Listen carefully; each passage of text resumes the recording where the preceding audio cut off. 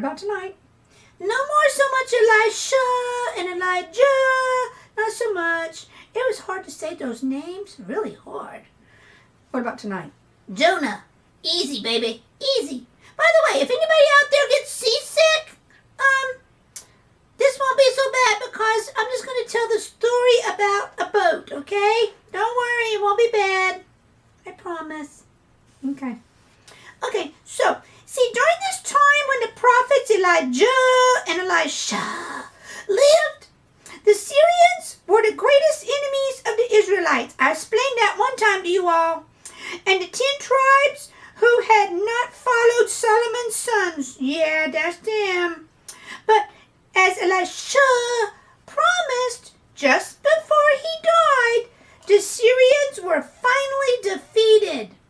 Over. Done. Pay the price. So, then there's this new nation called Assyria. It became powerful after plain old Syria went down. And the Assyrians, they moved into all the nations around them and conquered them. Yeah, warriors. And those in the land of Israel knew that they too would have to fight before too long. Just get in line, take a number, you're next. So many stories were told about the mighty Assyrians. That's what the kids got for bedtime, kiddos. Yeah. And especially about their great city called Nineveh. Yeah, so huge that it could take a man 3 days to walk around it. It takes longer than that to walk around Richmond. Oh, yeah. Okay, but in the old days, that was pretty big. Then one day, the Lord, he called a prophet from the Israelites. And the man had a name. Guess his name. Don't say Bob and don't say Ted. Jonah. You sure? Yeah. And he gave Jonah a strange message. He says, go to Nineveh and preach to those people. Tell them that I am displeased at their wicked ways. And this is what Jonah said back. Nineveh? Like with a question mark. Surely the Lord could not have meant for me to go to Nineveh. No way. No. And the Israelites, they're God's only chosen people. The people in Nineveh are idol worshippers. No, I don't want to do that. So they are not even worth my trouble. Uh-oh. You don't tell God that somebody's not worth the trip. Because you know what? What? You're going to be making the trip. Yep. So, but Jonah was not really sure that he should not go. Perhaps he knew that he was doing wrong because he felt like he wanted to run away and hide. I don't blame him. He's going to a really bad side of town, man. Instead of going to Nineveh, he went the other direction. Like his GPS got him going wrong. No. Compass. More like North Star, probably. Following the wrong star. Anyway, towards the Great Sea. He went the wrong way. On purpose. I'm telling. And finally, he came to Joppa. It's a little seaport town. You would really love it. Probably had great restaurants down by the waterfront. With the little umbrellas. No. And little cafe tables? No. And maybe I made that up. So, he made arrangements to get on this trading ship and head for a faraway port. Just do it and get it over with. No sooner had that ship set sail when a terrible storm arose. Don't worry, people, I'm not going to make you seasick. That's it. The ship rolled and tossed as great waves broke over the deck. You spit on me. Sorry. Trying to save it, the sailors threw all the goods overboard. Lighten the load! So it would be possible to balance the boat. Still, the boat, it rocked as though it might go under at any moment. Do they have insurance? No. Lifesaver? Life jackets? No. know. Who's going to be sad? In terror, the poor sailors, they fell on their knees and began praying to their idol gods. Huh. Bad news. Wrong people to pray to. Now, all this time, Jonah had been asleep in his room down below deck. Geez, he's a hard sleeper, isn't he? Yeah, he is. The captain went down and shook him awake. How can you sleep? He asked. Begin praying to your God also. Perhaps he can save us. Yeah, he could. But Jonah's prayers did no more than the others with the storm roaring on. And finally, someone, I don't know who, don't ask me, I don't know, decided there must be a man on this ship who has done wrong and brought this danger upon us. Oh yeah, they got to blame it on somebody. Let us cast lots and find out which of us it is. What's a lot? Like roll the dice and see. Oh, okay. Take a chance. And when the lots were cast, Jonah was the one found guilty. The sailors turned to him and began asking, who are you and where are you from? What business do you have here? What have you done to bring about this storm? He don't know. Doesn't know. Yeah, doesn't know.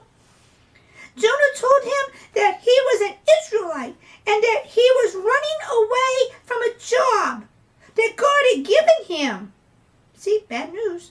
Sadly, he told them that the only way to save their ship would be to throw him overboard. Ooh, talk about self-sacrificing. Wowie. At first, the soldiers were not willing to do as Jonah asked. Instead, they tried hard to steer the ship to safety. By themselves, not going to work. But at last, they saw that it was no use. See, told you. And they tossed Jonah over the side in the ship. No, not in the ship, in the water. Yeah. When Jonah fell into the sea, I like doing that, the storm suddenly grew calm. See, I can do calm. The sailors, they looked on. Whoa. They fell on their knees in worship to the powerful God whom Jonah, the Israelite, served. Yeah, seeing is believing. And under the water, Jonah's body plunged. Oh, he's going to drown. But God's mighty hand caused this giant fish, I'm talking big, to pass that way at that moment. Uh-oh. Is this like Jaws, the movie with the shark? No. Is he going to eat him? You just keep reading. Well, the fish, he opened his huge mouth and sucked Jonah alive right into his stomach. Ooh, but it was stinky. For 3 days and nights, Jonah lived in that slimy darkness of the fish's stomach.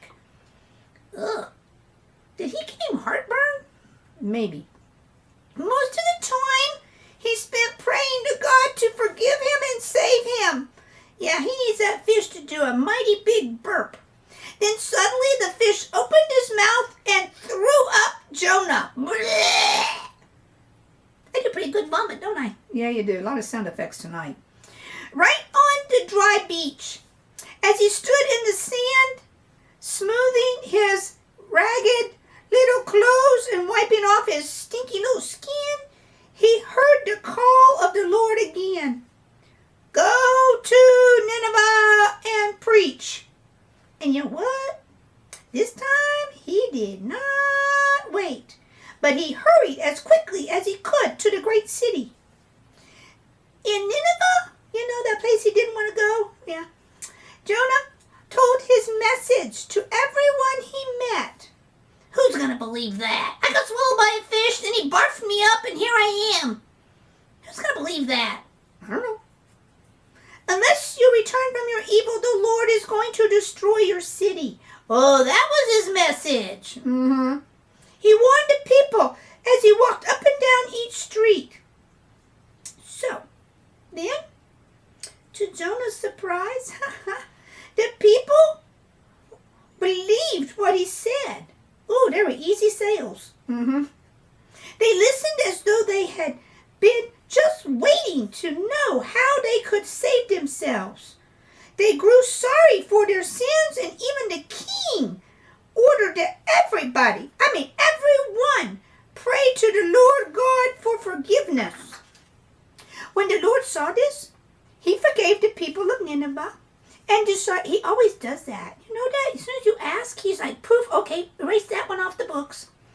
He forgave the people of Nineveh and decided to save their city. But this made Jonah very angry. Why is he mad? I don't know. He was disappointed that God wanted to save those foreign people. In his heart, he wished that God had gone ahead and destroyed them. Uh-oh, he was wanting to get even. Mm-hmm. That's not God's way. I know. Sulking and being stubborn, Jonah marched out of the city.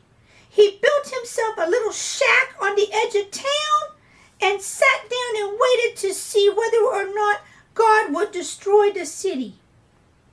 One day, God caused a plant to grow up beside Jonah's little shelter.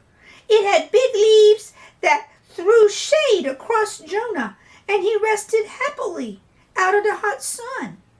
And then, in the night, a worm ate the plant and killed it. As the hot wind and the sun hit Jonah the next day, he cried for his shade vine. He said that he would rather die than suffer in the heat. Why doesn't he just go in his little hut house? I don't know. Didn't have air conditioning. Probably no windows either. Then God spoke to foolish Jonah. How can you cry over a little plant that came out and went in one day and then show no pity for the great city where thousands of helpless children live? Oh, this was an example story. Yeah. Jonah realized then that the people are the most precious thing in the world and that God cares for every person, even those who never had a chance to know about him. Most of the Old Testament, I've been reading a lot of those pages, tells of God's concern for his chosen people, the Israelites. And like I'm one of them now. You're kind of like an Israelite, yeah. But the story of Jonah, it shows us that God, he is God of all nations, and that everyone falls under the power of his love. Even birds? Yep. Oh no! I think I'm getting a message. What are you doing? I'm looking up to God. Oh, this means I have to love the vultures Mm-hmm. and the blackbirds Mm-hmm. and those pesky those little hummingbirds. Yeah. Because God loves me, Mm-hmm. I have to love them. Mm-hmm. It's called fair turnabout. Mm-hmm. Is that all you can say? Mm-hmm. Okay, I got the message. Okay. It's a tough one, kids. Yeah. Okay, you need to snuggle down.